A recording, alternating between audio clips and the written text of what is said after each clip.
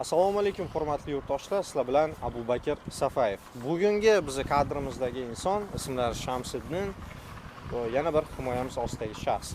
Bu insonning nomiga ham roziligisiz, xabarisiz Zolotay Korona приложениесida mikrozaymlar rasmiylashtirilgan edi. Shamsiddin bir og'iz tushuntirib bersangiz, qancha miqdorda qarzdorlik bor edi, bu qarzdorlik qaydan paydo bo'lib qoldi, siz qayerdan bilib qoldingiz va ushbu qarzdorlikdan qutulish uchun qanaqa choralar ko'rdingiz, bizni qanaqa topdingiz va biz haqimizda qanaqa fikrdasiz, bizni kuzatuvchilarimizga bir o'zingizni fikringizni bildirsangiz.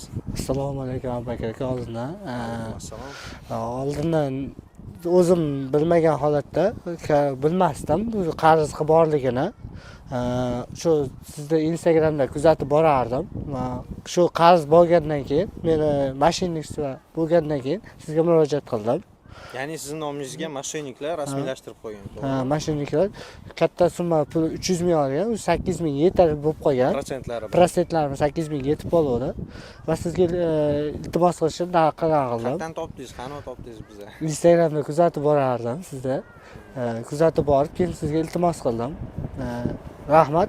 O'zim meni nomimga, kartamga tushmagan bu pullar va kartamga tushmagan va o'zimni men nomimga bu olinmaganligi uchun va shu mashinistlarni sudga oshirishga naqlik. Kim olganini bilarmidingiz hechaba? Yo'q, bilmasdim. Umuman gumoningiz ham bo'lmagan. Umuman gumonim ham bo'lmagandi. Qanaqa bilib qoldingiz bu qarzni? Bu qarzni O'zbekistonga borib kelgandan keyin menga SMS kelgan. Va SMS orqali bilganman o'zim. Siz adashmasam, saqlanib qilib, saqlanib qilganman mana 8 ming. Hurmatli yurtdoshlar, mana bu kishi qarzdorligi bo'lgan payt skrinshot qilib hammasini saqlanib qo'ygan ekan. Siz keyin koronadan sizga ofitsialniy atvetlari keldi-yu, o'shalarni ko'rsating, чтобы hamma gaplarimiz dalil isbotlari bilan bo'lishi uchun. Hech qanaqa yolg'on emas. Yo'qda mana Shamsiddin Doniyor o'g'li.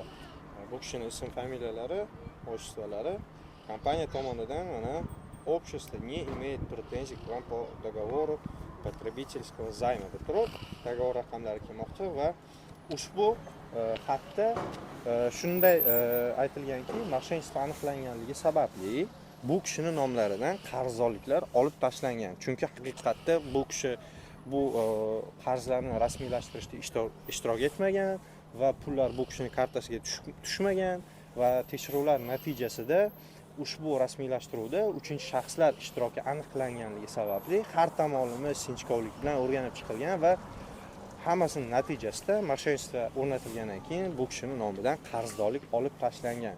Bu kishi o'zi olmagan, ya'ni noto'g'ri tushunmanglar, o'zi qarzni olgan, qanaqa qilib bir o'chirtiryapti yoki bu yolg'on gap deb o'ylamanglar. O'zingiz olgan bo'lsangiz, bu qarzdorlik hech qachon o'chirib bo'lmaydi. Mashinniklarga yana 10 ming, 20 ming tashlab berib, qarzimni o'chirib beringlar deb iltimos qilib yo ishonib yurmanglar. Chunki o'zi olgan qarzi birinchidan o'chirib bo'lmaydi, ikkinchidan bu yaxshi narsa emas. Bu kishi jabrlanuvchi bo'lganligi sababli nomlaridan qarzdorlik olib tashalgan. Bizni meni faoliyatim haqida qanaqa bir fikr bildirasiz? Ishonchlimi, gumon bo'luvdimi? Natijasidan qanaqa bir qoniqdingiz? Kattaga rahmat o'z oldidan. Uydagilar nima qildi? Sizga minnatdorchilik bildirib va sizga kattaga rahmat. O'zi oldin qo'rqib ishonmay edim. Endi shu yaqin orada hal bo'ldi. Kattaga rahmat. Endi ishonaman. Videolarni ko'rib turibman, lekin baribir gumon bo'lgan. Shunga ozgina gumon bo'lganda. Natijasini ko'rganingizda qanaqa bir fikrlar yo'q, qanchalik quvonch paydo bo'ldi? Shunchalik xursandmanki, uydagilar ham xursand bo'ldi. Sizga kattaga rahmat aytib yubordilar. Xursandman. Endi sizga kattaga rahmat. Bu yog'iga ehtiyot bo'lasiz. Ko'pchilikka mana tushunarli bo'lishi uchun qanday qilib bu insonning nomiga kredit olib qo'ygan, bo'lmasam pasportni dannilarni подтверждение qilish kerak degan savollar tug'ilayotgan bo'lsa, birinchi marta registratsiya qilayotganingizda skaner litsa, pasport подтверждение so'raladi xolos. Keyingi rasmiylashtiruvlarda hech qanaqa подтверждение kerak emas.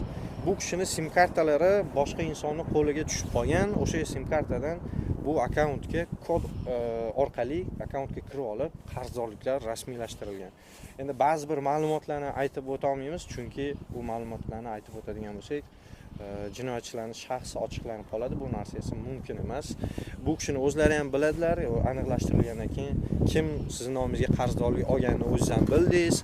Даже O'zbekistonda ichki ishlarga aralashtirdik bu odam insonlarni, to'g'rimi? Qonun bo'yicha ular suhbat olib borishdi, hamma narsalarni dalil isbotlari, videolari barchasi mavjud.